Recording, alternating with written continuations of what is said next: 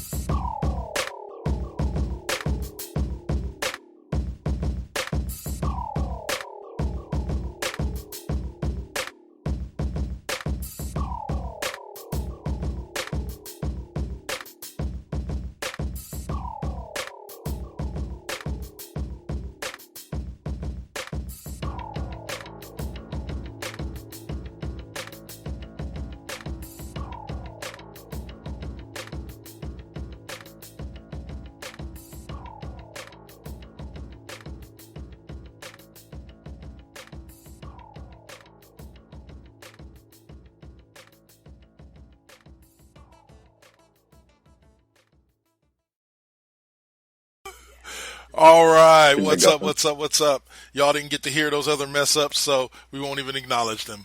What's up, y'all? This is the Cheap Pop Podcast. I am K Double. Of course, I'm here with Alpha. Oh, yes. Coming to you live from Raccoon City, 6 days after the apocalypse, y'all. Oh, yeah. Everybody's quarantined to their house, but we're still bringing you entertaining podcasts. You bet. Oh, better time. everybody's being fucked up by this beer virus. That's what it is. Beer virus. Fucking job. Anyway, all right. So what I was discussing with him a little earlier was my thoughts on, as you guys know, in recent weeks and months, I've been rewatching a lot of the CW shows from the beginning. At first, I started out with.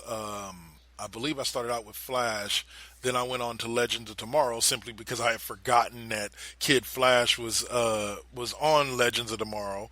After rewatching it, I saw the episodes and was like, "Oh yeah, he was in there, huh?" But now I've moved on to Arrow, and I have to say this. I'm through the first 4 seasons. I'm into season 5. Now, where I started kind of picking up watching Arrow initially was I figured out at the end of season 3 and the beginning of season 4, because one of the very first scenes I remember from Arrow is him fighting Raj on that plane to go on their way to destroy Starling City, where he has that moment where he's like, "I am Oliver Queen," and you know what I'm saying, and all that.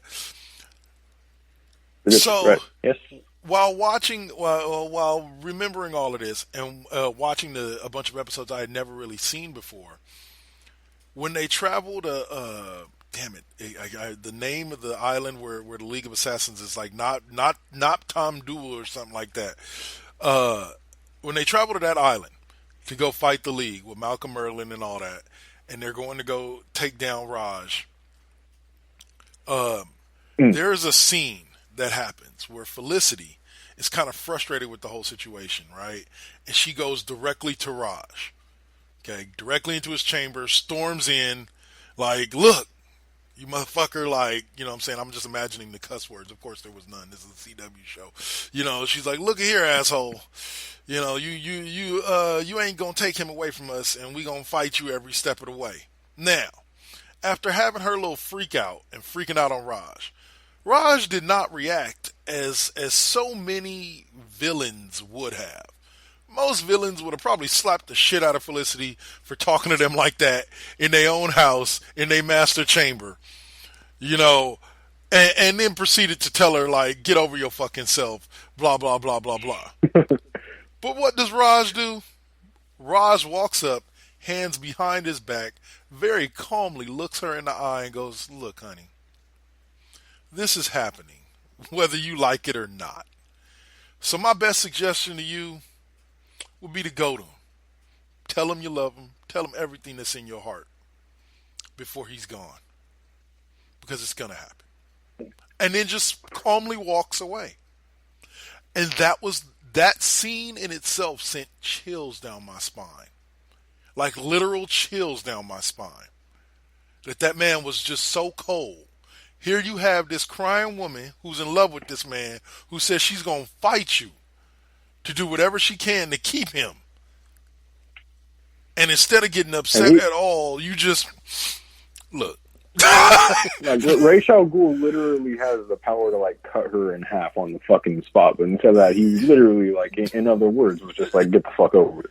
Yeah, just get over it. This happened. The immortal fucking Chad assassin just looks you in the eyes and says, fuck off. Yeah, pretty much. Like, and now, don't get me wrong. Liam Neeson is definitely a close second. Liam Neeson in Batman Begins is one of the better interpretations of Ra's al Ghul. But that dude on Arrow was just cold. Every situation you saw him in, cold as ice.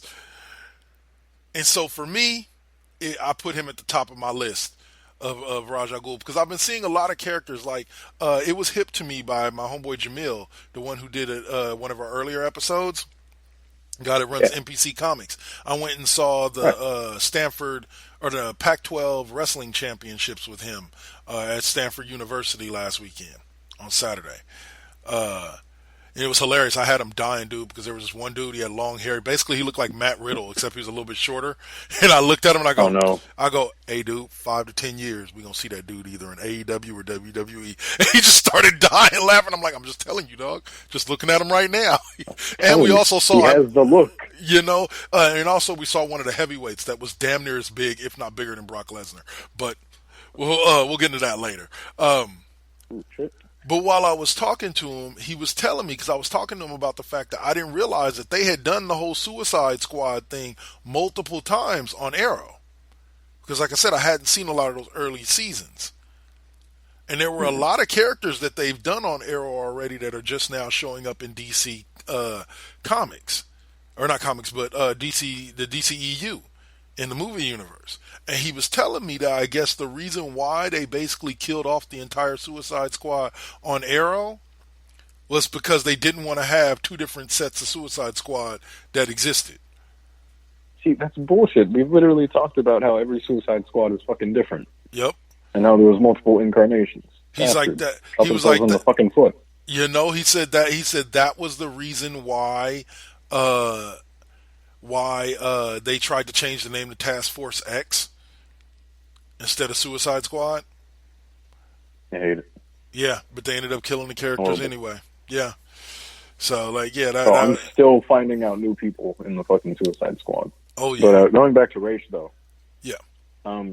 Personally, my favorite version will always be in the Batman Arkham games. Okay. I don't know if you have had the absolute pleasure of playing Batman Arkham City. I've not played Arkham City. I've played Arkham Asylum. Okay.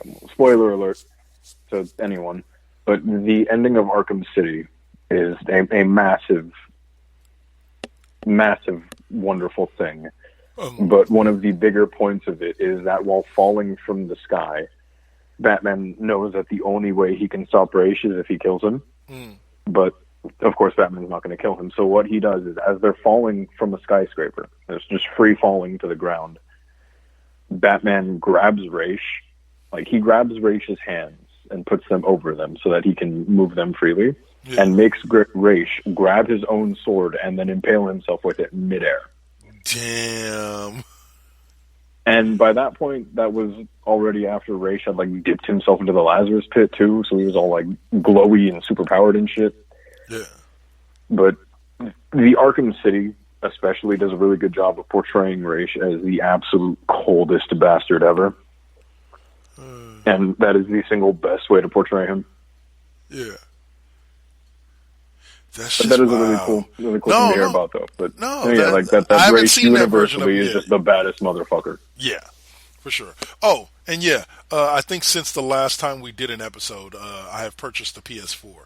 So, I've been recently playing Injustice: Gods Among Us as well. I actually picked both those games up, right? I picked up Injustice: Gods Among Us and Injustice 2, right? for $24.99 or $24.19 total with tax. Really? Because originally, one was $14.99, the other was $9.99, right? Used. This was from GameStop, and so it came to 26. But I just recently signed up for GameStop's Power Up program, and when I signed up for that, they gave me the $5 off coupon that I still had. So I used the $5 off coupon, and I brought it down to 21. But then I bought the 1-year warranty on them, so that if anything goes wrong with the game, I can come and get a new one. And that cost me an extra $3, so it came to like 24 and some change. That's still a fucking steal, though. I actually went there planning on buying NBA 2K20 for the PlayStation, but it went back up to $59.99. So I was like, yeah, I wasn't planning on spending that much. So, how much have you gotten into either? Like, the Injustice. Like, have you found a good main in either, or have you only played one? Gods Among Us, I beat for the Xbox 360 a long time ago. Oh, okay. Saint had lent it to me, but I didn't. This version, according to the guy at GameStop, has all the. It's the Platinum Edition. It has all the DLC. You got the version with fucking Lobo and Scorpion and shit. Yeah. So, and then the Injustice 2, I have not played yet. I have yet to turn that one on. You know, I do having both. I have to kind of split my time between them. You know, when playing my video games. But I will say this. The fucking thing on MLB The Show 18 or on MLB The Show is odd to me. Okay, so I started my player, right? I'm playing. I go 3-0 and 5 starts. I'm a starting pitcher, right? My ERA is like .50, and I have something like 50-something strikeouts in 4 or 5 starts, right? Right. So the manager comes to me and he's like, hey, dude, we're going to flip you over to long relief in the bullpen. Now I'm thinking long relief. I'm going to get like 2 or 3 innings here or there, middle of the game, right? No, the next 8 games straight, I come out as the closer. And we win every single game. Or 7 games straight. What? Yeah, exactly. So that's not long relief. But I come in as the closer and get 7 consecutive saves in a row. Then he comes back to me and goes, you know what? We're going to put you back in your regular rotation in the starting lineup. Or in the pitching lineup. But That's a fucking algorithm? Okay. So, both times I just responded, whatever the team needs, kid. And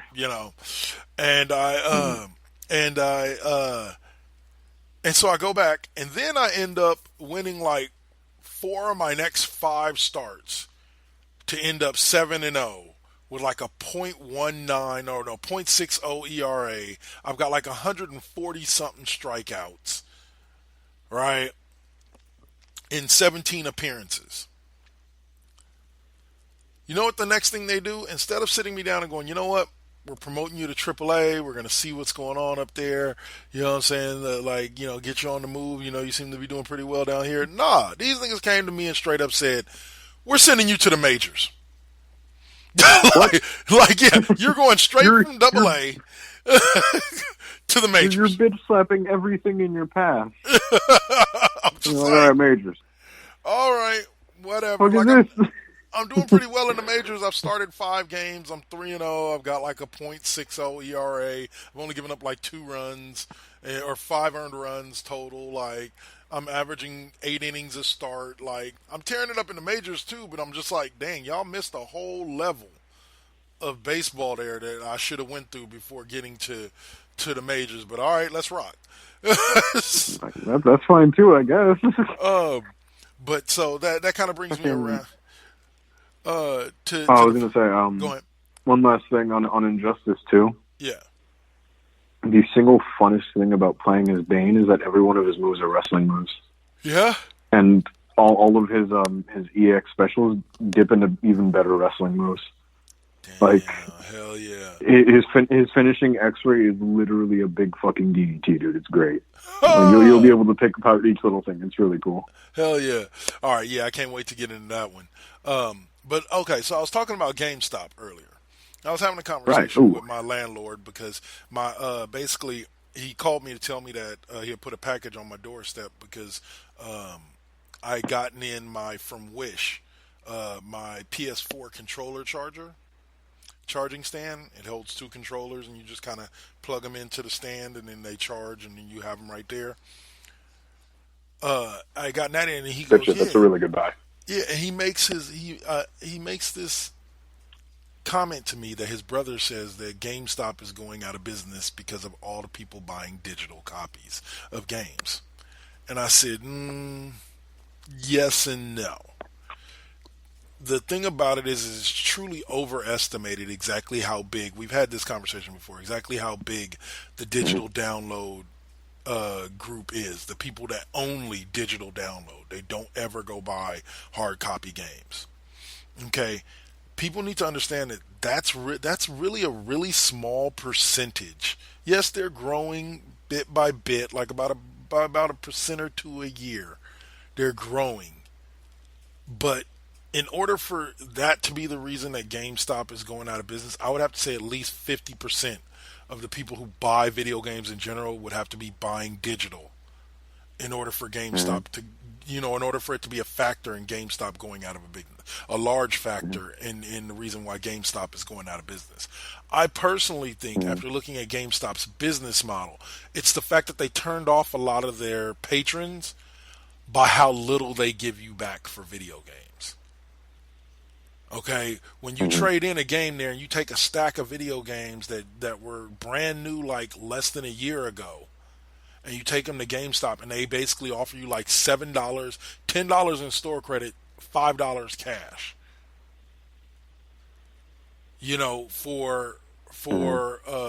For that stack of video games, that kind of turns people off. So what I'm finding is, and what I found with a lot of people are just keeping their video games, especially people who play sports video games. Because most people who play sports video games understand and know that pretty much the day after the new one comes out or the day that the new one comes out, the last year's version is now worth $1. If that. Yep, null and fucking void. Yeah. So you begin to see a lot of people that have video games from like 4 or 5 years ago because they're like, I'd rather continue playing them the every now and then that I do before I take them and trade them in at GameStop, because I'm just not going to get shit for them. That's how I ended up with NBA basketball or NCAA basketball 2008, the last one that was made. The reason why I still have it is because when I went to go trade it in, like a year or two later, figuring I might be able to get like a nostalgia bonus on it and maybe get $5-10 for it, they were willing to give me 30 cents for it. Yeah, no. So. Hell now, no. Another one more thing before I let you take off with it. Another angle that I came at my friend about was like this. I'll use a prime example. The new Final Fantasy that's coming out in April. Okay? In order to download that game to your hard drive, it's going to be at least a 50 to 100 gigabyte download. Okay? The Final Fantasy VII Remake. It's going to be a 50 to 100 plus gigabyte download. It's now, for those of you who don't know, this remake, they've broken Final Fantasy VII up into parts.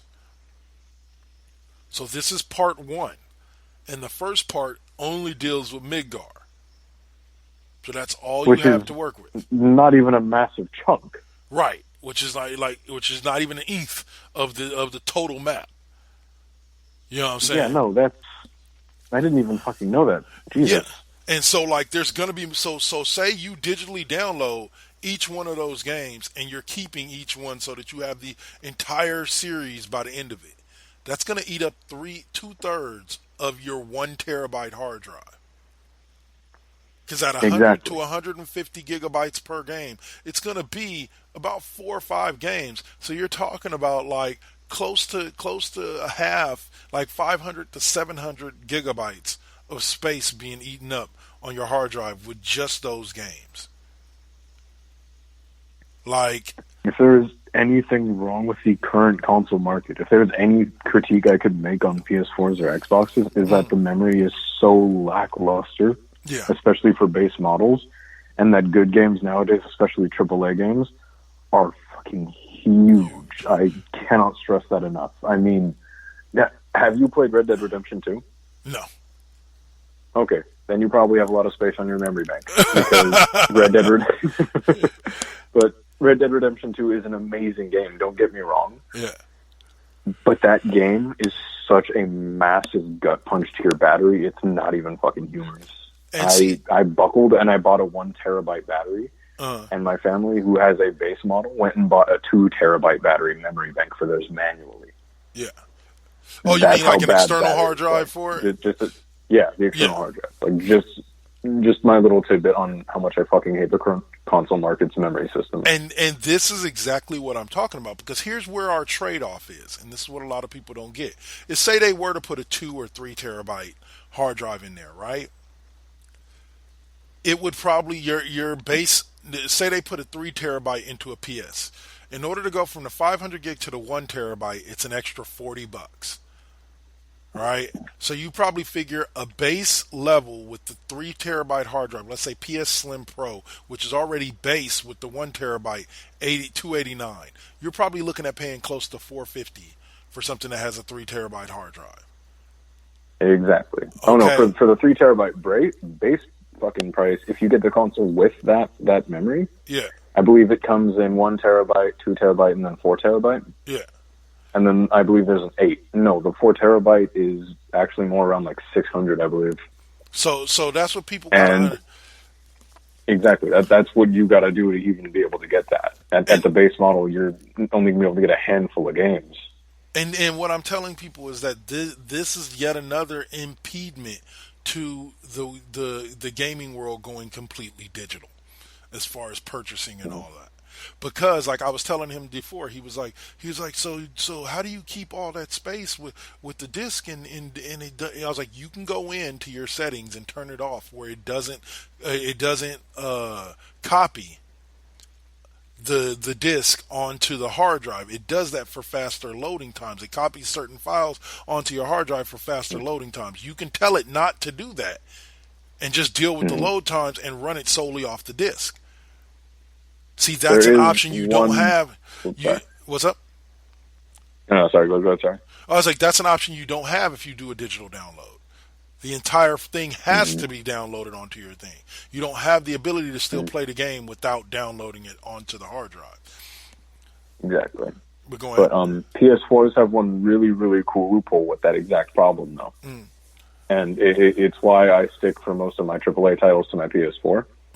With a PS4, you can actually delete the game itself from your memory, but keep your saved data. So you can delete the game and then download it again whenever the hell you want. Right. Okay. But you can keep your saved data. So there's that really cool thing that you could do with that you can't do on Xbox. No, that does. I don't know if you know yet, but on Xbox, if you go to delete a game, it'll just wipe your whole fucking save slots with it too. Yeah. See, I don't. So PS4's. Go ahead. Sorry, go ahead.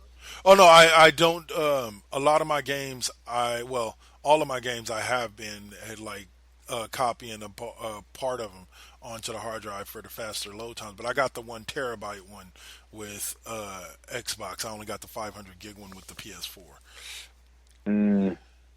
So, like I said, and I've already downloaded 2 games as well. I downloaded Dragon Ball Xenoverse and Dragon Ball Xenoverse 2. Fucking nice. Yeah. So good man. Yeah, well, I got them both in a bundle pack for $16. Ooh, nice. Yeah. Dude, no, PS4 is really good steals. I told you, I think I brought it up on the show a long time ago, but I walked out with there was a Christmas deal, and I walked out with the original Jak and Daxter, Twisted Metal Black, and one other game, all for $15 alone. Yeah, it was a straight fucking steal. Good. Hell yeah. Me and Mr. Suave from West Coast Bias he was with me one of my first days when I first fired it up. And I was like, look at this deal. And he had me looking through the free games. And then I looked on the free games and I looked and see how much the actual whole game costs instead of the trial game. And I was like, okay, it's $11.99 for Xenoverse 2. And then he was like, ooh, let me get that one. And then he bought Xenoverse 2 and the DLC pack and the all DLC pack for $26. One was $15. The DLC pack was $15, and the game itself was $11. And then I told him I bought Xenoverse 1 and 2, and then I'm going to go back in and hopefully be able to buy the whatchamacallit pack at a steal for 15 as well. But we'll see. But yeah, but I'm definitely liking what I'm seeing from PS4. Like, I'm glad I got both. Yeah, if you get PS Plus too, that's a really good thing for playing on. It's for playing online. Yeah, I got it. But the really cool thing about PS Plus is that every month you'll get 2 free games that you can get if you want. Nice. So last month I got like Sims 4 and the entire BioShock collection, all 3 games completely free because I paid for my PS Plus. Nice. And it's the entire BioShock collection, which is I recommend playing that. It's really fucking good. But it's just an idea that you get those free games all free of charge, and it's really good. And you don't even have to download them. You can just add them to your library and download them whenever you want from that point onwards. I was going to say, Xbox has something similar. I don't know about the adding to your library, but with the gold membership, you get like one game that you can download for free every month, and it's normally like a classic game or something like that you can download just for being a member. It's one of the gold privileges. But yeah. Okay, so moving on from video games for a little bit, I went and saw Sonic the Hedgehog. Not too far from video games. Huh? Yeah, not too far from video games. And let me say this. I was actually rather impressed with the movie. And I'm not even talking about visually, like how they made Sonic look. I'm talking about it was a well-written story. And Jim Carrey killed the part of Dr. Robotnik. He did such a damn good job. Like, it's a really, really good, cute, like, safe little, like, PG-13 kids movie. You know, like, I doubt it's even PG-13. I would just say PG, like, kids movie. You know, and if you like the Sonic the Hedgehog games, you'll like the movie because there's a lot of references to the games. Like, for instance, in order to be able to stop Dr. Robotnik, Sonic doesn't just, like, fight and destroy his thing. He does it the same way you would have to do it in the game. He runs and twirls himself up into a little ball and bounces off of him a billion times until he explodes. That's fucking cool. And then I do like the idea of what they did with the rings. So basically the rings... The reason why Sonic collected the rings is because the rings were like little portals to wherever he wanted to go. So he could take the ring, throw it out in front of him, think of a place that he wanted to go, and the ring would magically open a portal there, and all he had to do was run through it. That's a really nice way of fucking doing it. Yeah, it was a very interesting way of doing it. It's also how Dr. Robotnik ends up in Mushroom World. Towards the end of the movie. And this is full spoiler. You know, you my co-host, you know we go full spoiler here. Of course, yeah, full spoiler. There's count them 1, 2 cutscenes at the end. I was gonna say those I know about, and those I'm caught up on, and I marked out a little bit. Yes, they had the one with Dr. Robotnik in Mushroom World. That was the cutscene, and then they had the second cutscene, which was Trunks. Or not Trunks. I'm thinking Dragon Ball Z. Tails coming out, and they're like, I think we found him. And he flies off heading towards the town where Sonic is at. And so, like, obviously there's going to be a sequel, and the sequel is going to involve Tails and some of the other Sonic friends. I think we're probably going to find out that Sonic's planet wasn't destroyed like he thought. Mm-hmm. I'm just really hoping there'll be Knuckles at some point, only because, I don't know if you know, but Sonic 2 is Sonic 2 and Knuckles. Yeah, I'm pretty sure they will. That's the original full title. I'm pretty sure they will. I really fucking hope so. I've heard some rumors. Just on a quick side note, I'm a little mad at the whole coronavirus thing as I'm sitting here looking at this, because in the mail this past weekend, I got my season tickets for the Oakland A's. Only to find out that the season's being pushed back by 2-3 weeks because of the whole coronavirus pandemic. Man, I really didn't know how much I depended on sports as a whole until all my shit got fucking canceled. Canceled, done. Like, yeah, it's like, what the fuck do I watch now? Yeah, what do I do now? Like, yeah, dude, like, fuck, all man. Of them. Like, Man, like the XFL returned this year just to get murked, like not even half a season in. killing me. Can't have shit, man. We can't, man. We can't. Got basketball players touching on a bunch of shit, getting everybody sick, and fucking yeah, man. Oh, All types of bad. All right. On that note, let's pause it, and then we'll get into where the coronavirus has really affected my TV watching, and that's with my wrestling.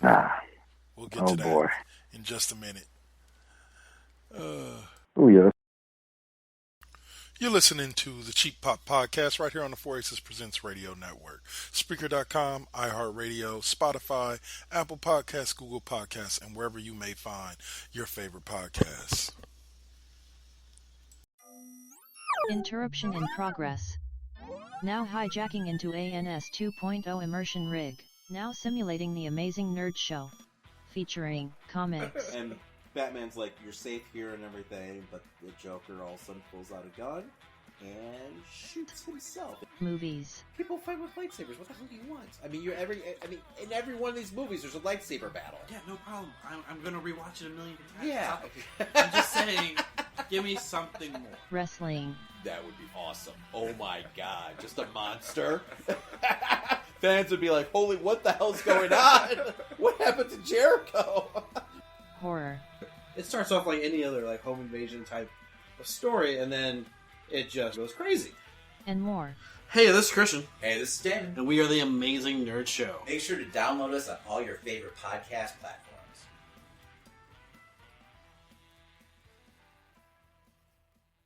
So, what's up? Steve Fingerstyles here, the host of the podcast, spelled DA, of course. Tune in each and every week to hear what pisses me off, what angers me, what I make fun of, and of course, my crazy rants.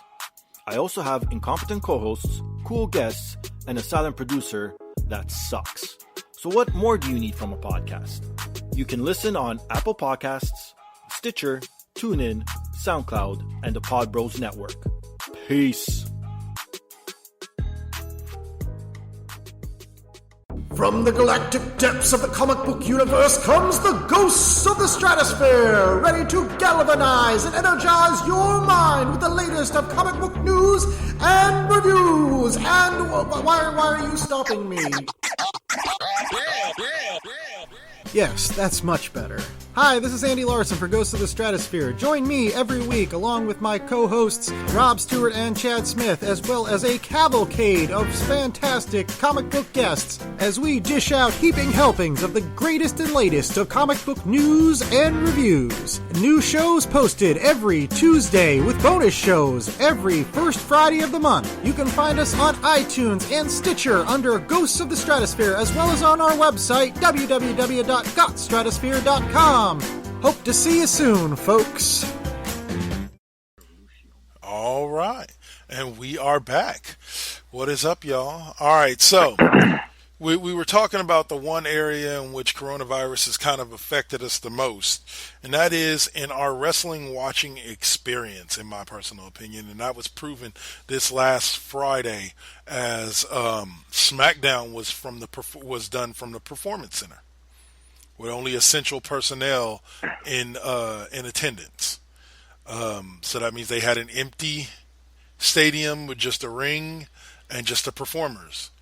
And to me, it kind of felt like what it must be like to go through the motions of a show before you put it on at wrestling school. You know, Yeah, that makes sense.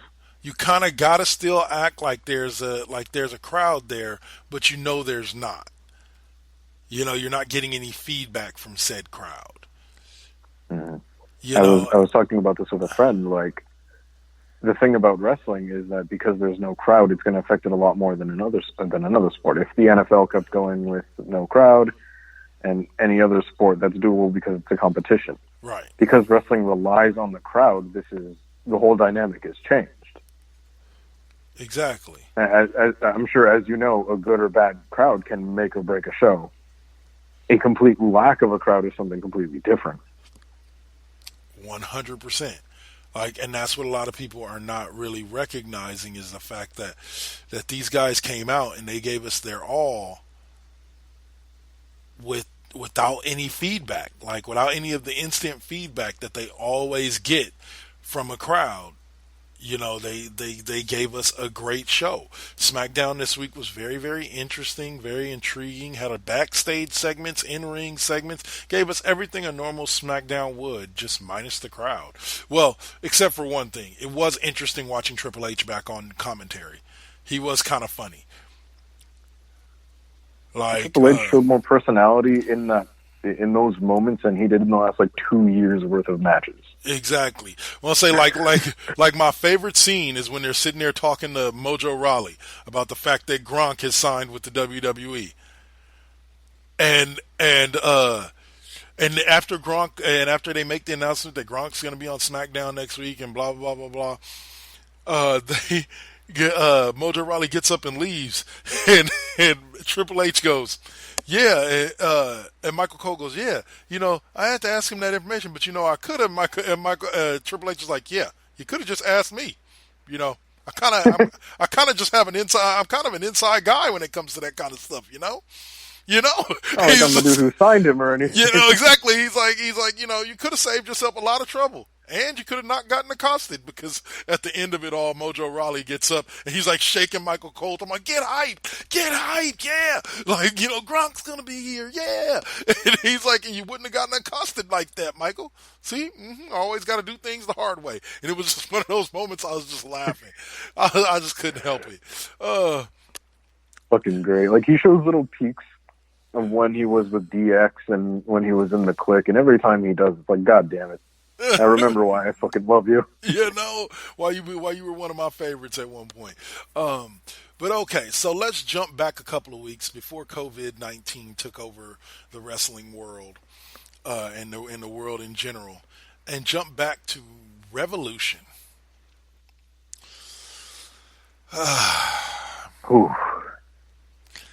Okay. I'm going to say this. Overall, I give Revolution an A. Okay? Overall, I give it an A. It was a great pay-per-view. Okay. I can't be inclined to believe that every match was the best of the best. Every match was a match of the year candidate. There were one or two in there. Moxley Jericho was a match of the year candidate. Not a very high match of the year candidate, considering it was pretty much an atypical match with sort of a predictable ending. Okay? Mm-hmm. Mm-hmm. But definitely up there. The tag team match with Adam Page and Kenny Omega versus the Young Bucks. Amazing match. Easily match of the year candidate. Okay. Statlander versus Nyla Rose was probably the worst match on the card. It was decent. Yeah, that's fair. But I'd have to say it was probably the worst match on the card. Other than that, everything else was above average, but not really blow the roof off this place. At least not for me. Like Dustin Rhodes versus Jake Hager, it was all right. It was an above average match between two pretty good wrestlers. But although there's one good thing to take away from the show, though. What was that? That Orange Cassidy can fucking go. Point taken, point approved. I can agree. Orange Cassidy needs to wrestle more. To be honest with you, Orange Cassidy needs to lose the gimmick and wrestle more. The kid's got Orange talent. Cassidy did more of that shit, oh my fucking god, I'd be a fan, dude. I'd buy the t-shirt. Shit. Because I'm over the whole hands in pockets thing. Like, okay, yeah, that's a nice gimmick and all, but It was funny while it lasted, the soft kicks to Dreamer and everyone and all that. I like some of the things like the Orange Mist to keep that fucking little move, but the starting up the match for 10 minutes, just hands in the pockets, it's outworn. It's stay in my opinion. Yeah. Not to mention the fact that in real life, I'm sorry, dude, I don't care how skilled you are, I don't care how skilled of a martial artist you are. You put your hands in your pocket and somebody's going to fuck you up. Period. Period. I don't care how cool you want to look, dude. Like, you put your hands in your pockets with me and see what the fuck happens. See, the things I'm gonna do to you. so let's like, and I know leaving yourself open. Yeah, and I understand it's kayfabe, you know what I'm saying, and it's him kind of playing on the whole kayfabe thing, but I don't know. Like, I just don't know. But I will say this, like you said, after watching Revolution, Orange Cassidy can go, and I would love to see more of him actually in the ring going, and less of him standing around with his hands in his pocket, trying to look cool and giving thumbs up and thumbs down. So, it is funny. It was funny while it lasted, but no, yeah. If I could see more of that, I'd buy the fucking T-shirt in an instant. Yeah. But I agree. As a whole, the show, easy. Yeah. And the tag match was explosive. Every second of it was great, and I expected that from four people who have amazing chemistry with each other. Yeah. And Darby Allin did what Darby Allin does, of course. Always. Yes. But we all know that... Sorry, go ahead. He to me is one of the most misused, notice the word, misused AEW stars out there. We'll get to that in a minute. We'll get there. Foreshadowing. Yes. But yeah, no, Darby Allin definitely impressed. I'm trying to think of what the other match was that impressed me. It was Pac and Orange Cassidy. It was a tag team match. Colt Cabana. Yeah, the Colt Cabana one where he came out. I'm glad he signed with AEW. I like him. Like, especially watching that. I watched the triple or the 8-man tag with him and SCU taking on Butcher and the Blade and was it Santana and Ortiz? Mm-hmm. Yeah, that was pretty good. Seeing Colt Cabana there was a special kind of nice. Yeah. I really liked that. But just we all know that the crowning moment was seeing my dad take the bell. Yeah, your dad. My dad. Take it from my dad, my father. Jon Moxley walked out as the second AEW champion. Yep. Oh, bro. Okay.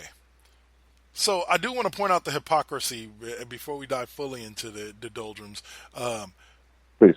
I'll say the hypocrisy of AEW fans who bitched about Goldberg winning the Universal title at Super Showdown because he's over 50 years old, and yet forget that Chris Jericho is 49. And you praised him for being champion. Did you see what Chris Jericho said about that? What? He commented on Goldberg winning the title. And what did he have to say? It was something along the lines of, like, I'm not even mad, and people need to chill because everyone knows Bill Goldberg is money. Yeah, he is. Like I said, the guy can't necessarily go in the ring, and he never really could go in the ring. You know, hardcore. You know, he was one of the first 6 moves of Doom guys. You know, like, you knew you were going to get 6 moves, it was going to be exciting, and Goldberg was going to win. You know, so... I think people forget that William Regal got in trouble for actually trying to wrestle Goldberg. Yeah. Like, for legitimately trying to grapple with him. And saying it out loud, you really understand how fucking absurd that is. Yes. Because Goldberg he did not go in the ring, and it's always been that way. Yeah, like, and that's the whole thing about it is that, and then I was explaining to a gentleman because he was talking to me about it, and he goes, well, then why book Goldberg? That was just a stupid move to book Goldberg as your champion. I was like, actually, no, it's not. What I've learned from WWE over the long term as well is to see the big picture. Mm-hmm. You don't want the Fiend, you don't want Roman Reigns to go over the Fiend at WrestleMania. Exactly. You knew Roman Reigns you had already booked and penciled in Roman Reigns in that Universal title match. So it was against who? You don't want Roman Reigns to go over the Fiend at WrestleMania because then that kills any momentum that the Fiend has. Mm-hmm. If you have the Fiend lose to Goldberg, you know what I'm saying? At Super Showdown, and then you have Goldberg lose to Roman Reigns. That makes more sense. How much does that put over Reigns? Exactly. Now you have this unstoppable force meet immovable object, and then you give us Reigns versus the Fiend at SummerSlam. Exactly. There are two things that people aren't really understanding with this. And the first thing is that we've seen this fucking before. Mania 33, Goldberg walked in Universal Champion, had only been champion for 2 or 3 months, and then lost it to Brock, and that was it. Yep. He was nothing but a transitional champion from Owens to Reigns without one of them losing anything. So they used Goldberg because he's a part-timer, and they can do that, and they're just doing that again. Right. It's not hard to see through. Everyone knows he's only here for a small amount, and we all know that The Fiend is going to get a monster fucking push after this point. Exactly, and not only that, but you're right. You need to take it in the bigger picture. We've talked about this before. We've talked about this before in the way that we had to sit through Jinder Mahal's fucking 11-month title reign, right? Yep. And we all hated every single second. We were vocal about that. Yep. And they knew that, and they used it to our advantage. Yep. So how much did we love AJ Styles when he was the one who finally dethroned Jinder Mahal? Exactly. And you actually you actually point out exactly what I think a lot of AEW fans miss in criticizing WWE. Is that long-term fucking booking. Thank you. Is this. Okay, you look at the Daniel Bryan situation. Okay, Daniel Bryan was a fan favorite. He was over the moon over. You know what I'm saying? When he went in for his first title shot. Oh, absolutely. If Daniel Bryan wins it there and holds it till WrestleMania and then drops it at WrestleMania, the whole yes movement pretty much never really happens. Because everybody got what they wanted, step one. But you have him lose it in a weird way, step one. You have him lose again, and he gets cheated out of it again by another bad guy in step two. Then you have him win it in step three, only to have it stripped from him by the authority in step four. You know what I'm saying? So now you've given them what they want, but then you take it away from them. Exactly. And how much better does it hit when it finally fucking happens? Exactly. Would you have had that big of a reaction at WrestleMania when he finally wins the belt if you don't go through all those almost leading up to? And even the Kofi Kingston storyline over a shorter period of time gave you the exact same thing. Exactly. You know, you can't react to immediately when it comes to wrestling things like this now. And now I say all of that to say this. This is something that the AEW fans of now are going to have to come to realize over time in the first place. Sometimes it's not in the best interest of the storyline to give the fans what they want right now. Mm-hmm. You see what I'm saying? How boring would wrestling be if every single choice was made directly from fan choice? Thank you. How predictable and tasteless would wrestling be in that case? Exactly. And I'm not going to sit here and tell you that Vince McMahon is right when he goes on any interviews and he says straight up, I know what the fans want more than they know. I don't agree with that. No. But I'm not going to sit here and tell you that every choice that we make should change wrestling, because that isn't at all how it should work.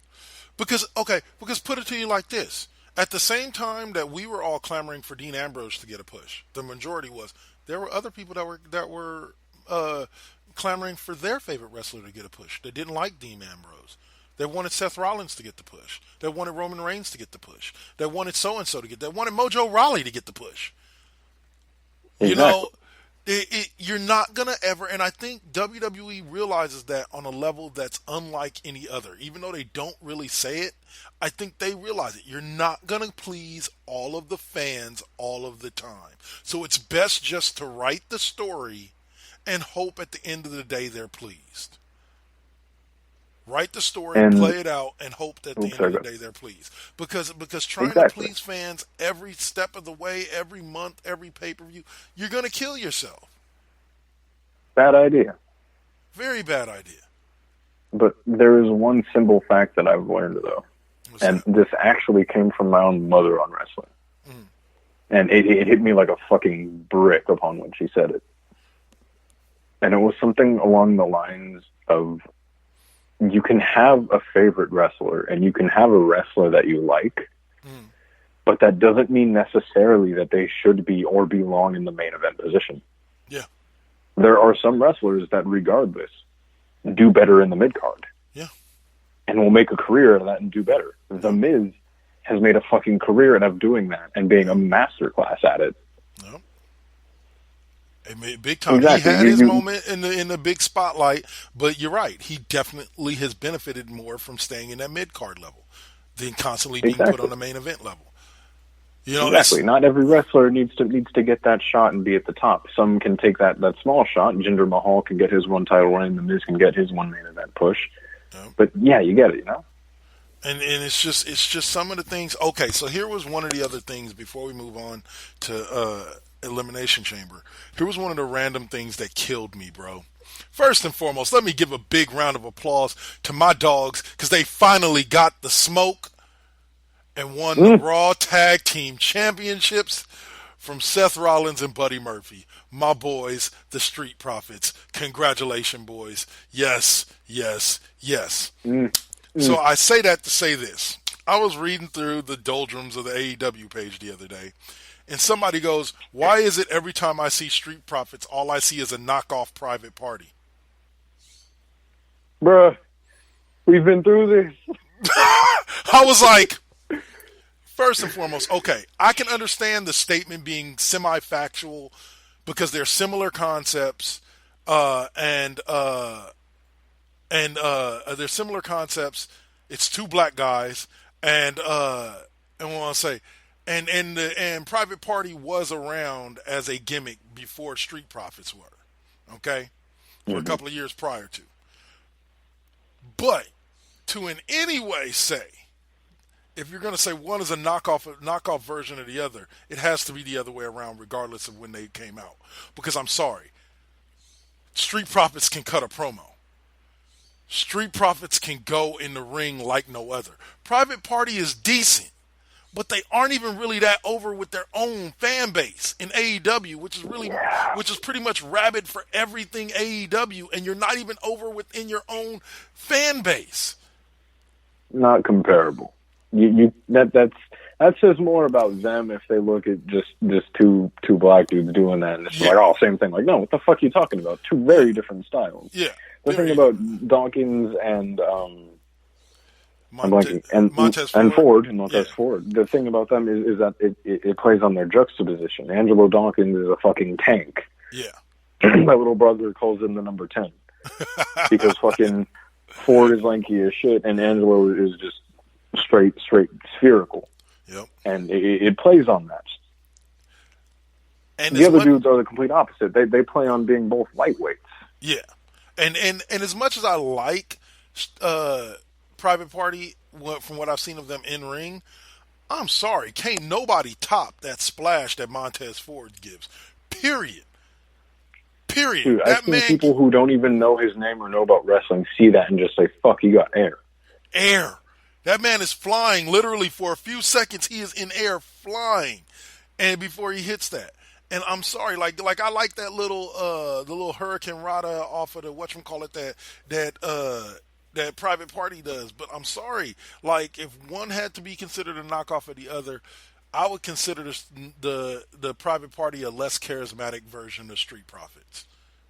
Yeah, Private Party is good. Don't get me wrong. Yeah, I like them. They just I take them for what they are, but not comparable. Street Profits oozes personality. Oh, charisma.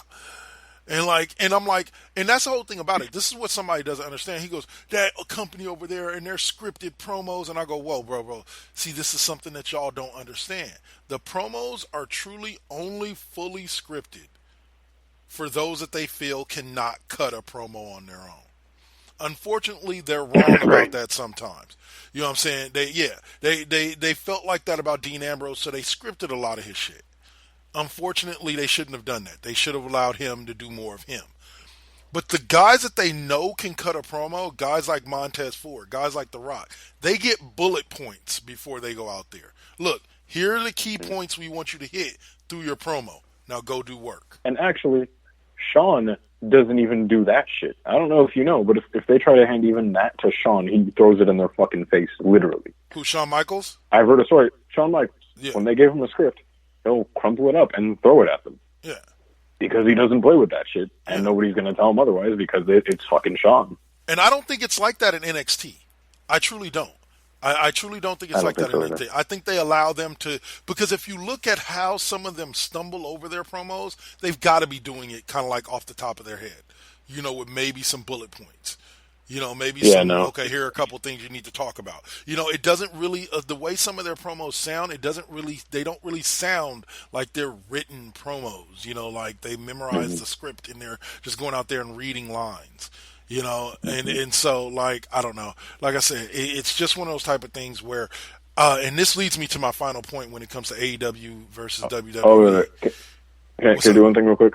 Yeah. While we're on the topic of promos, two things real quick. Shout out to fucking Keith Lee again, because the other week on NXT, middle of the promo, Cameron Grimes was talking shit to him, and the crowd wouldn't let him talk. And Keith Lee visually couldn't hold it in and started fucking laughing.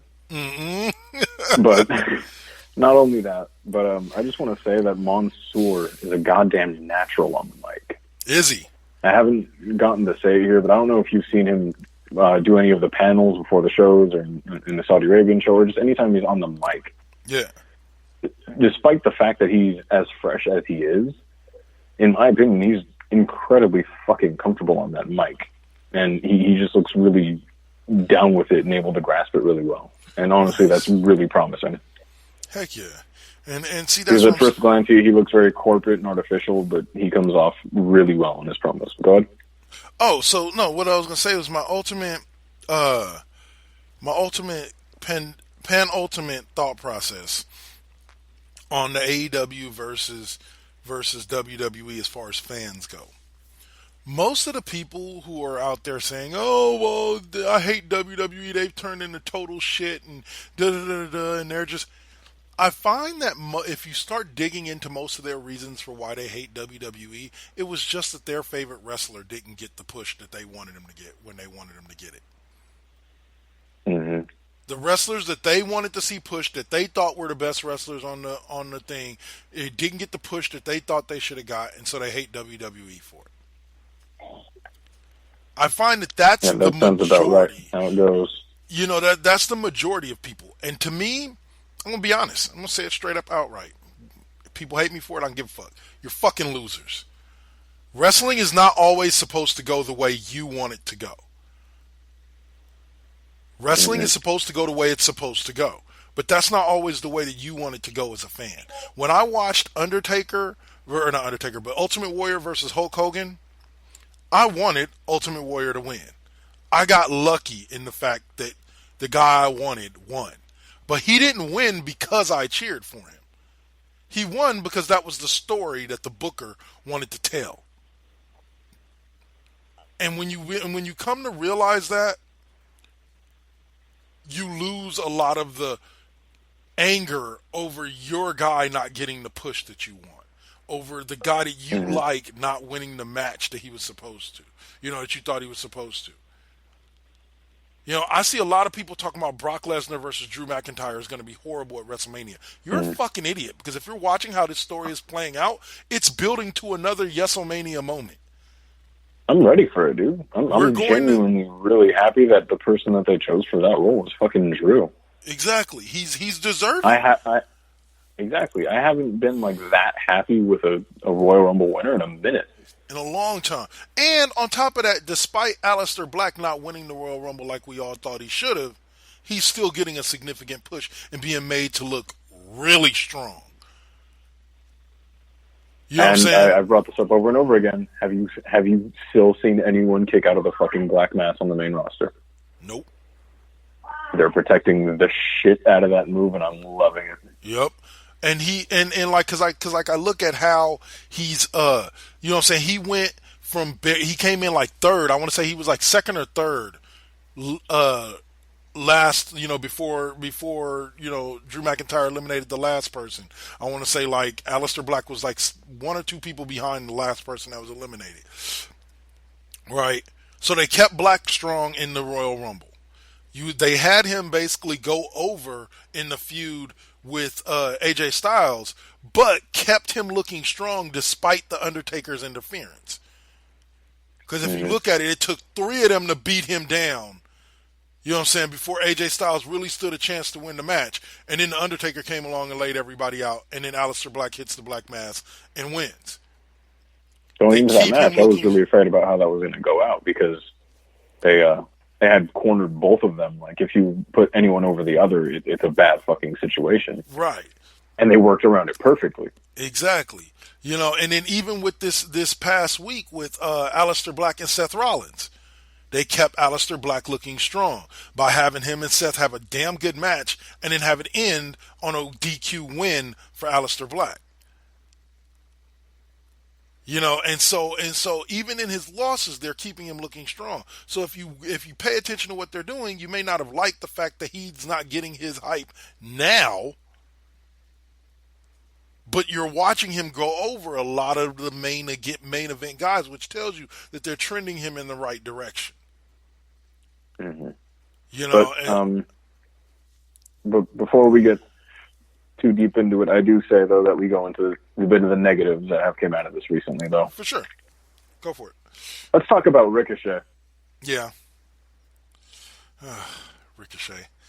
My man. Oh, man. I don't like to use this term very often. I hate using it. It makes me feel like a big old smark when I do. Mm. But Ricochet is buried. Yeah. Buried. Yeah. His utter murder at Super Showdown was just fucking pitiful. And there's all those rumors that Vince McMahon straight up is done with him. I don't know if you've heard actually an interview on. They were like, "Would you be open to the idea of going back to NXT?" And he was more than glad to talk about the prospect. Yeah. Are we heading back to NXT? Yeah. I'll say, yeah. I don't know, man. Like, I think Ricochet either needs to start being given a mid-card push like he did when he won the U.S. title, except maybe this time going after the Intercontinental title, or maybe tag teaming him up with somebody and having him make a run at the tag team titles. You know, I wouldn't mind seeing Ricochet and somebody against the Street Profits for the tag team titles. I think that would be an amazing match. You know, but yeah, you're right. He is definitely being misused. But he's definitely being misused. He would definitely be one of the tragic ones. I'll be honest with you. I'm not sure how I feel about this. I like the match that it's leading to, but I'm not sure how I feel about how they're doing this Edge and Randy Orton storyline. I always love to see Randy Orton RKO the shit out of any random female, but but it was kind of predictable. Like, it was obvious that was what was going to happen. Everyone knew the moment he stepped in that ring with Beth. We knew what was going to happen. Exactly. Yeah, that was the only part that was kind of disappointing to me, is that segment was kind of predictable. Like, the minute, and when I mean predictable, I mean the minute they announced the previous week that Beth Phoenix was going to be in the ring discussing, I was like, oh, she's going to take an RKO. Oh, she's eating a fucking RKO. But yeah, you don't even think about it. So, but I will tell you one thing that they did throw a curve on me about. I also expected Edge to come out that week as soon as she got RKO'd. Yeah. And come running out like it was all supposed to be some kind of trap or something, but he didn't end up coming back till this week's Raw. And that was a pretty good segment, but once again, like, Yeah. All right, let's get to the next egregious sin. Okay. Sami Zayn is the new IC champion. Ugh. And I don't have a problem with him being the IC champion, but goddamn well I have a problem with how it happened. Yeah. It was once again, great way to keep Braun Strowman looking strong. In order to take the title from him, it took 3 dudes in a 3-on-1 handicap match. But come on, man, we couldn't have let Braun keep the title till WrestleMania. Exactly. Not even that, but for me, it's the idea that you put them in that match, and immediately you devalue the 3 of them. Right. 2 of them are 2 of some of the fucking best workers of this generation, among Cesaro and Nakamura. Yeah. Yeah. I don't know what they're going to do with Zayn as champion. Like, I know they're not going to book him strongly. They're not going to book him strongly at all, but Oh. It's an interesting choice. At very least, you'd think that was a title Nakamura. What's up? Oh, you just brought me back to considering the great heel work that Sami Zayn and Seth Rollins are doing right now. I meant to touch on the Monday Night we were Messiah gimmick is fucking smacks, but go on. Yes. I'll say, I did not like the fact that MJF won that match. I understand what they're doing. I see the big picture. I didn't like the fact that MJF won that match. Because if you were going to book MJF to win the match anyway, I don't know. Then why have Cody go through all the shit he went through just to get the match and have Cody lose the match? It's basic WWE booking. You know, and then on top of that, I go back to my thing with MJF on the heel thing before we continue on with the WWE agreements of. Oh, please. Did we talk on the last show? Did we talk about on the last show the whole big thing uproar that was about MJF giving the finger to the kid? No, we didn't talk about that. I don't think we talked about that. And everybody praising him, talking about, look at his great heel work. Everybody that's saying it's fucked up. Look, you don't have to be mean to kids and to disabled people to be a good heel. And it's not good heel work. And as fans, we should not be encouraging that as good heel work. Yeah, no. It's not creative. It feels grabbing at the low fruit, you know? Oh, or it's appealing to the lowest common denominator. Is a phrase that I thought of, you know, and to me, it's like you can be better than that, you know. Like I said, the few people that I know of that met the Undertaker when he was during his, when he was a heel during the corporate ministry phase, you know what I'm saying? He would still snap a picture with you. He just wouldn't smile. He would cross his arm and he wouldn't smile. You know, he'd have that deadpan, angry Undertaker look, you know, but he wasn't flipping off kids. He wasn't being mean to kids. He wasn't being mean to disabled people. You know, there are pictures out there during the corporate ministry time of the Undertaker smiling while visiting a kid at the hospital. You know, you don't have to be a dick to be a good heel. Fucking Christ. Exactly. You can't take it in the same light as that. You got to be creative with it at least. Ciampa, again, is the current fucking gold standard of what it is to be a good creative heel right now. Because it's not about just like insulting people or being arrogant or being selfish. It's more than that. Yep. It's about selling the image while still being able to be a good human being outside of the image. Like I said, I get it. Like heels, you don't want to exactly be the nice guy. It's like, hey, come on over, you know, and you know, and hanging out. And sometimes heel personas like Brock Lesnar, from what I've heard, his heel persona is not that much different than the Brock Lesnar that you meet, unless you're a child or you're somebody who's sick, something like that. You know, if you're somebody who's in a hospital, you know, Brock will come in with the happy attitude and smiling and laughing and talking with you, you know, and stuff like that. You know, but if you're just an average fan, I've heard Brock's a dick. Like if you talk to him, but he's not an overt dick. Like he's a dick as in like you run up to him and you're like, hey, can I get an autograph? And he'll just sit there and look at you till you go away. Just, you know, silently look at you. You know, or he'll tell you, nah, just fuck off. You know, but he's not. I'd rather that than fucking what Conor Reeves does, dude. Yeah. Like he just outright tells people they're being fucking annoying to their face. Yeah. Like 100%. Whatever Brock does, I'd rather have that over Conor Reeves any day. Yeah. And exactly though, you're right. Like you need to hold yourself to that standard. Exactly. And regardless of what you have to say about Brock, he does exactly that. And I can understand that. Like I said, it's only in dealing. If it had been MJF sitting there flipping off an adult fan, I'd have been like, that's still not good heel work. But hey, whatever. You know, it's whatever.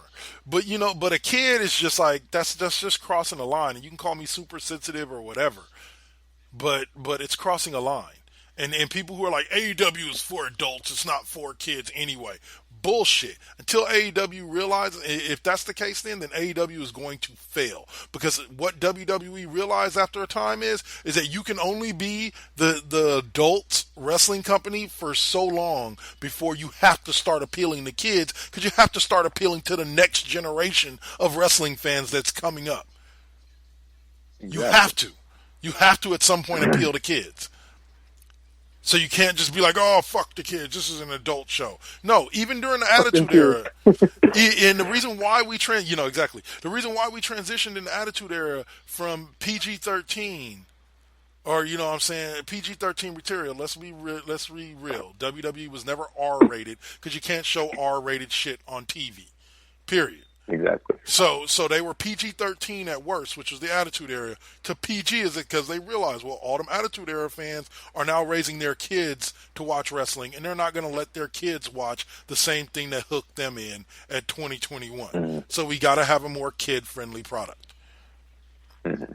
You know, and they're learning to walk that line between the two. But anyway, go ahead. Sorry. Mm-hmm. As moral of the story, the other day I saw a video of a wrestler, real indie promotion, probably held in like a high school gym, right? Yeah. Heel walks in, he has his manager behind him, and you know, because it's held in like the high school gym format, walking into the ring, he's on the same ground level as everyone, right? He's walking through doing heel shit, turns to a kid in the audience, and spits on the kid for quote unquote good heel work. The dad, who was clearly next to the kid, just decks the wrestler, and that's the end of it. Yeah. So there, just as a moral of the story, it's, you know, there is good heel work, and then there's just being a fucking idiot. And yeah, and MJF is really borderline that. But I will say something that nobody acknowledged that Cody Rhodes said. Because, you know, Cody Rhodes put out a tweet after the whole picture of MJF flipping off the kid and the dad saying, like, I don't think this was appropriate. Cody Rhodes offered to bring them to the show, front row. Cody would come and meet the kid, you know, before. And Cody actually says, this is why we don't send MJF out on a lot of meet and greets. Because he's unprofessional and he's childlike. And that should tell you that even some of the people behind the scenes running the show in AEW are like, dude, like, you go a little too tone it down a bit. You know, you need to reel it back a little bit. You know, and that's what people don't get. People think, oh, they're just being sensitive. No, Cody understands this is a business. And you don't want to offend the people that you have to make money off of, that you're trying to make money off of. That's one really quick way to lose business. Yeah, exactly. You know, it was one of the most valid points I heard made during the whole Kaepernick argument when Kaepernick was kneeling. Well, why does he want to offend the people that sign his paychecks? You know, and I'm like, exactly, what he was doing was bigger than a paycheck. What he felt he was doing was bigger than a paycheck. So I understand why he kept doing it. But the same rules applies to any type of business. You don't want to alienate the people that you're trying to make money off of. It's a real nice way to get fucking fired, and it's almost like that's what happened. Yeah. And it's almost like that's why Colin Kaepernick can't find work anymore. Yeah. Because he didn't take the business of it into any consideration. Yeah. And that's not a play on any of his politics. That's not on any of my opinions of him. It's about the fact that he just didn't consider that before acting. Exactly. And now here's the thing about it, and here's where I will not disagree but alter with my saying. It's not that he didn't take that into account. He took that into account, and it didn't bother him. You know what I'm saying? Like like if you look at Cap's reaction, he was never really like, "Oh my God, I can't believe they blackballed me." He's like, "Well, no, this is pretty much what I expected to happen when I started doing it." You know, but that doesn't make it any less illegal that they did it. You know, so like I think that was more of where he was coming from with it. Like he was fully aware this was going to happen, but hell, if they want to do illegal shit, you know, because I did something they don't like, well, then do it. I'll sue it. Do it. And I'll sue you for it. You know, but at the end of the day, ultimately, yeah, that's what it boiled down to. And with MJF, he's doing the same thing in the fact that he doesn't care about the consequences, but the consequences could result in AEW never really reaching a status that it should because of the fact that people will refuse to watch because of how he treats fans. Exactly. Do you remember what happened the last time we saw this? Last time we saw a loose cannon that was a little too much into his fucking character, a guy named Enzo Amore. We all know what fucking happened to him, right? And where's Enzo now? I don't know. It might be easier. Nobody hears from him. I was going to say, it might be easier to find Waldo than it is to find Enzo at this point. And unfortunately, he dragged down Big Cass with him. Exactly. Because, I defended MJF for a little bit because he has personality, but with things like that, it really makes you question, like, Is he really the next big heel? Really? I made a comment about Roman Reigns being over, and this guy was like, Roman Reigns isn't over. He gets booed everywhere he goes. I was like, you don't understand what over means, do you? Yeah. I'm like, Dude, are they not aware that Roman Reigns is currently selling more merch than John Cena? Yeah, I'm like, over means that the crowd reacts to you one way or the other. They love you or they hate you. Either way, they're reacting to you. And Roman Reigns is one of the rare people, like John Cena, that gets 100% audience participation when his music hits. People are either cheering you can't say or they don't booing. react to him. Exactly. You know, I'm like, there are some wrestlers out there that might get about half the crowd cheering for him, and the rest of the crowd just isn't really reacting, or half the crowd booing for him, and the rest of the crowd isn't really reacting. But, but for the most part, he's one of the rare ones that gets 100% crowd participation. But one last thing as well before we wrap it up with Elimination Chamber. I was watching, after I watched Elimination Chamber, I just stayed on the network, and they had a thing about FCW. That was on there. Did you get a chance to watch that? Yes. Man, I found out a lot of shit I didn't know, and I was like, wow. Like, FCW it's really cool was looking like... back and seeing, like Sheamus, when he wasn't Sheamus and he was actually Sheamus O'Shaughnessy. Yeah! Big E before he became Big E. Yeah, exactly. Like, it's just so fucking weird. Guys like Baron Corbin... Go ahead. I don't know if it's on the network. I think it is on one of the throwback matches. You can find my single favorite match in all of FCW. And it was a triple threat match between every member of the Shield a few months before they became the Shield. Wow, Reigns. So it was Roman, Lia Key, John Moxley, Seth Rollins, all doing their fucking thing. And it's really cool because it's all of their old looks. Roman was wearing the trunks at the time, actually. Yeah, I'm gonna have to go check that out. Like, definitely, like, because they have all the old FCW matches on the network, so I'm definitely gonna have to go check that out. Dope. But yeah, no, and like I said, I just didn't realize like all of that became like one dude went out there and created FCW, and that eventually became NXT. You know, like they show you the kind of process that, you know, exactly. One of my favorite scenes in the show is when Baron Corbin is talking about how he sent in like 3 or 4 sheets on the what do you want your name to be with like 20 to 30 options apiece. And they were like, no. And they came back to him and he was like, it was Corbin something, Baron Corbin and something else. And he was like, I guess out of all 3 of these, like, Baron Corbin is the one I'd take the most. And I'm just like, wow, dude. Like, this nigga sent in, he's like, I had all kinds of names. He's like, 35 different names. And WWE was like, nope to none of them. Oh, man. It's not as bad as Stone Cold's nicknames, bro. I mean, the names that he had. You heard those, right? Stunning Steve Austin. No. I remember 2 of them always off the top of my head. One of them was like Chili McFreeze, and the other was like Otto von Frost or some shit. Stone Cold Otto von Frost. I don't think that goes over. Otto von Frost. Oh, man. Exactly. Oh man, that kills me. It just kills me. But yeah, now they have a multi-million-dollar performance center where people can literally talk to any of the greats. You know, about how to better themselves, how to make themselves better. I'm sorry, I don't care what anybody says. Like, the Performance Center is amazing. You know, and then last one from the AEW doldrums. Some idiot put, this was the other one. This is the last one, yeah. Some idiot put, should AEW look to buy WCW and the rights to all the pay-per-views and all that and the footage from WWE so they can create their own network? First of all, you've been around the blink of a fucking eye. You ain't got enough material for a network. Okay? First of all. Yeah. Second of all, I commented on it, this exact comment. The Khans could not afford what the McMahons would be asking for WCW. Right? That's all I put. No. That is priceless. Right. So this guy comments, the cons are worth $8 billion, dude. I'm pretty sure that they could offer up something that the McMahons would want. I said, bro, you don't understand. You're underestimating the pettiness of the McMahons. I was like, if the cons are worth $8 billion, the McMahons are going to want $9 billion for it.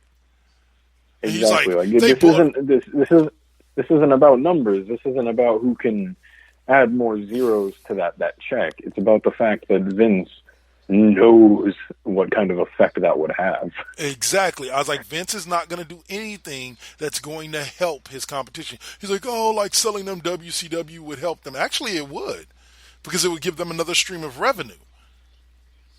That would put AEW on the fucking map if that were possible. Right. I was like, but I was like, you don't understand. There is no price that the cons could throw at the McMahons that they would say okay and sell WCW and the rights to all of that to them. They're still making $1 million or $2 million a year off the rights to WCW and selling the T-shirts and the old school T-shirts and all of that shit.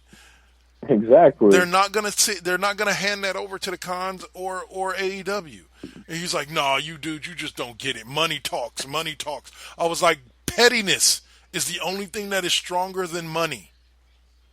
They would sell WCW to Oprah Winfrey for $50,000 before they would ever sell it to Tony Khan and them boys. For 3 times that. Yeah. Exactly. You know what I'm saying? You can say whatever you want about Vince McMahon. He's old, he's senile, he's kind of fucking insane. That all may be true, but above all else, no one can ever look at Vince McMahon and say that he isn't a business genius. Exactly. And you can say whatever you want, but he would run circles around the cons. Yep. He took what was a company that was worth maybe a couple $100,000 when he first took it over, maybe a couple of million, and made it into a multi-billion-dollar global entity. He eliminated territories. With the creation of the WWE, he basically eliminated territories. The territory system is gone purely because of Vince McMahon and nobody else. Thank you. Nobody else was going around buying promotions left and right. Nobody else wanted that monopoly. He knew what he was fucking doing. Exactly. So I'm and just it like, worked. And so I'm just like, the people you don't understand, like these people, and they do sit there and argued with me, and I'm just like, dude, you just don't get it. I was like, you're sitting here telling me I'm dumb because I don't understand the power of money. I understand the power of money. You don't understand the power of fucking pettiness and the levels of pettiness that Vince McMahon. This is a man who literally, and I didn't get a chance to type all this out, but I'm like, this is a man who literally posted or paid or signed multiple wrestlers, free agent wrestlers off the market, paid them to sit at home and do nothing simply so TNA couldn't sign them. And he's doing that right the fuck now, too. Okay, so you mean to tell me his pettiness isn't going to take over when it comes to selling anything to AEW that would help them? Oh, that pettiness is going to come true 1,000. But okay, so let's wrap this up with Elimination Chamber, which wasn't that bad of a pay-per-view. I quite enjoyed it. We didn't have a WWE Championship match because we got one at Super Showdown. That was a squash match. We didn't have a Universal title match because we got one at Super Showdown. That was a squash match again. But we did get a Tag Team Championship Elimination Chamber match that was off the fucking hinges. Otis. Oh, fucking ham. He reminded me of the Water Boy, dude. All I kept hearing before he ran through that thing. Oh my fucking god, no, I can't unsee that. You know, fucking Lindsay Dorado flipping off the top of the cage and landing on everybody. I was like, oh. No, he did that and I was like, oh no, he's not gonna do better than what Morrison did like 10 years ago. No, fuck that. He did a moonsault off that shit. Picture perfect too. Oh, fucking amazing, man. Anybody that looks at that match and says it was complete shit, I hate to use this phrase because I hate it when people say this, you don't know wrestling. That was an amazing match with a lot of really good stories told throughout the match. I thought it would be a little too wonky and a little too rushed to be going in there with The Miz and Morrison already. Yeah. But they played the perfect role 100% of the fucking time. Yep. They threw back to their slimy, heelish ways in the best way possible. In every way. And yes. I'm sorry, but I could watch those two men come out and do their classic entrance every day for the rest of my life and still be fucking happy with it. Still be happy, yep. I have this weird feeling that we're building to Usos versus New Day versus Miz and Morrison at WrestleMania for the SmackDown Tag Team Championships. And I'm so for that match. Fucking great. You know, I am so for that match. Fucking A, dude. Oof. And we already talked about how... Oh, sorry, go ahead. Go ahead. We already talked a little bit about Aleister Black and AJ. That was what a else great was match. there? Okay. There was the women's match, which actually that was the one disappointment for me. Was the women's elimination chamber? The elimination chamber. Primarily because I of was how gonna say that. they kind of went overboard with how dominant they tried to make Shayna Baszler look. Yeah. You know, we got it. Anybody that watched the promos leading up to Elimination Chamber knew Shayna Baszler was going to win. Yeah. But they could have given us an actual wrestling match in the process. Yeah, as a final gripe before we go into the bigger pay-per-views, I have a big problem with Shayna and Rhea Ripley being a part of Mania this year. Don't get me wrong, I love them both, but I think it is way too quick. And throwing 5 women to be eaten alive by Shayna was a bit boring. And not even having Asuka come out looking strong. Like, not even Asuka came out and looking strong. They literally built up Asuka the whole match and then fucking ruined it at the end. Yep. It was like, why even give me that glimmer of hope? Exactamundo. Like, and that to me was the most disappointing match out of all the matches at Elimination Chamber. But the rest of them, they were on par, you know, or above. You know, the matches themselves were pretty decent. Yeah. But I think we didn't get any championships defended except for the SmackDown, and then the Street Profits defended the Raw Tag Team Championships. The IC.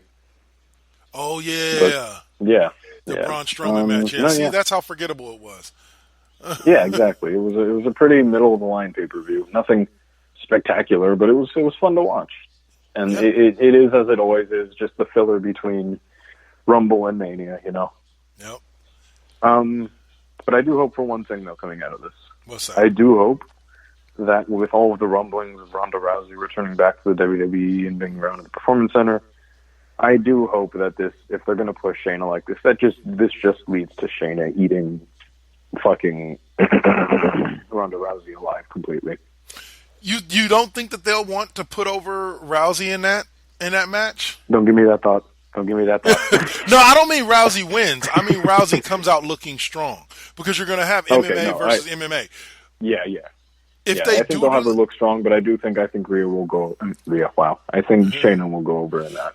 Let me ask you this though: could you see them going the Joe Angle route?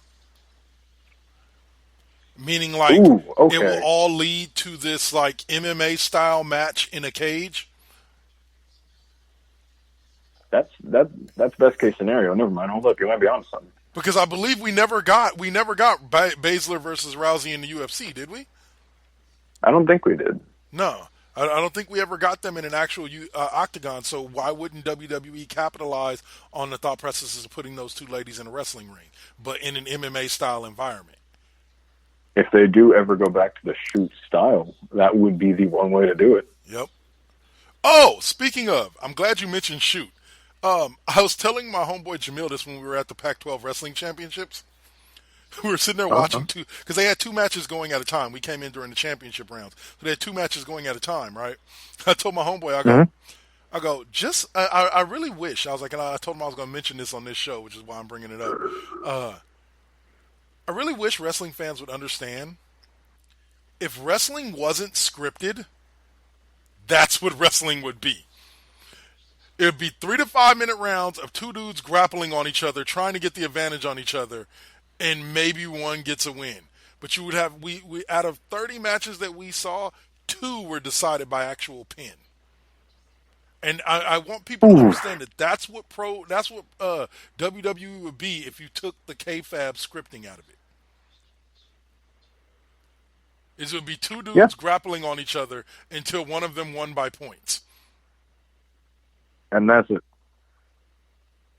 So for all you people that are out there that are mad about wrestling not being more of a sport, go check out a wrestling like your local high school or college wrestling championships.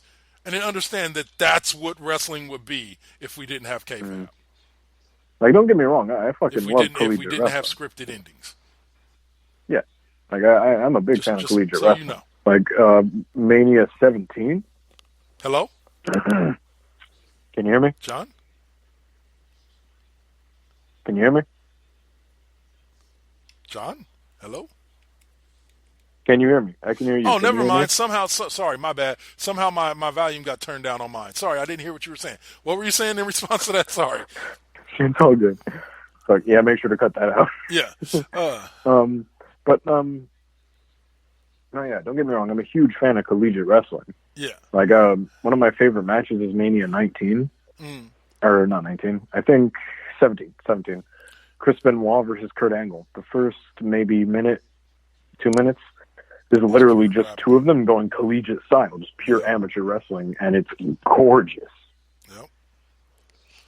Shit. And yeah, like, but I doubt that they would have nearly as big of a fan base. Exactly. If that was the only way they did it, right? Yeah.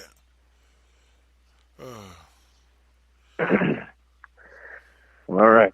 Are we ready for my spot? Yes, we are, sir.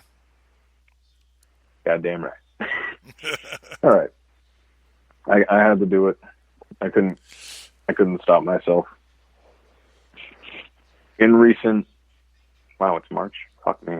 In the last 3 months, one wrestler has really managed to pull out all the stops, and a lot of people are probably going to ask me why I'm so late on this. And it's probably just the upload schedule, but Tetsuya Naito is my wrestler of the week. And if you don't know who Tetsuya Naito is, he's the guy who walked out of Wrestle Kingdom this year, New Japan's Wrestle Kingdom, as the IWGP Heavyweight as well as the Intercontinental Champion. Okay. So he's holding both right now, and he looks like an utter god, and he's the guy who brought up the LIJ faction. And if you remember correctly, I brought up a lot of the members of LIJ before this point. Evil, Sanada, Shingo Takagi, and I believe I brought up another one. But they're all a part of LIJ. Tetsuya Naito is the leader of LIJ. Okay. And I don't get to bring it up a lot because we do talk more American and just in this area sort of wrestling. But Naito is a masterclass fucking heel. He's great. And his style is very interesting because he's Japanese. But for his excursion, which they do in New Japan, he was at CMLL, which is actually the Mexican wrestling promotion. Yeah.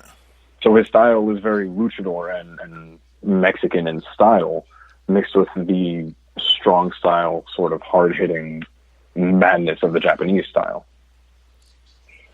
So he's got an insane moveset, and if you haven't been able to see his finishing move, the Destino, 17 O's, it's a wonder. It's the technical term for it is a arm wrench somersault reverse DDT, which is a mouthful and looks exactly as you would think with a name like that.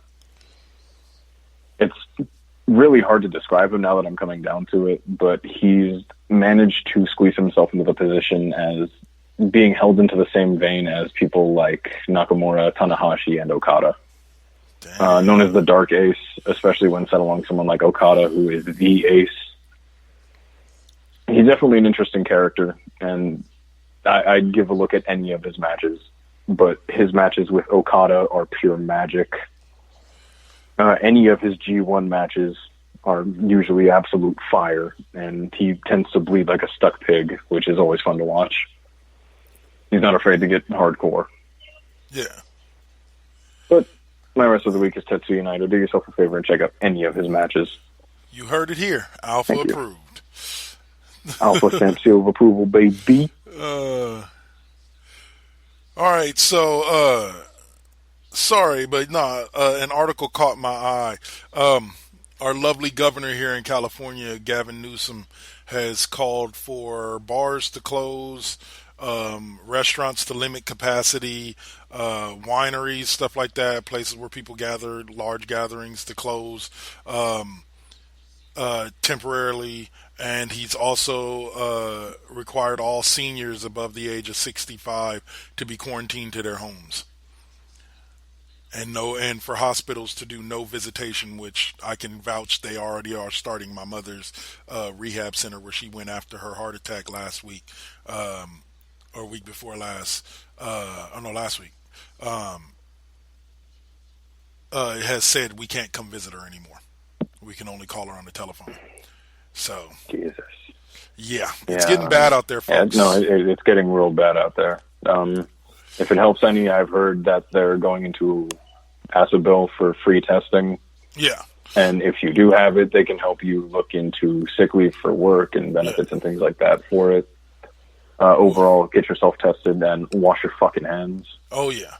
Like, it's one of those type of things where, unfortunately, I work in two industries that will not be shut down, most likely during this crisis. I work for an elections warehouse, just mainly due to their limited interaction with the general public. Like, I work in an elections warehouse where I only work with 5 people.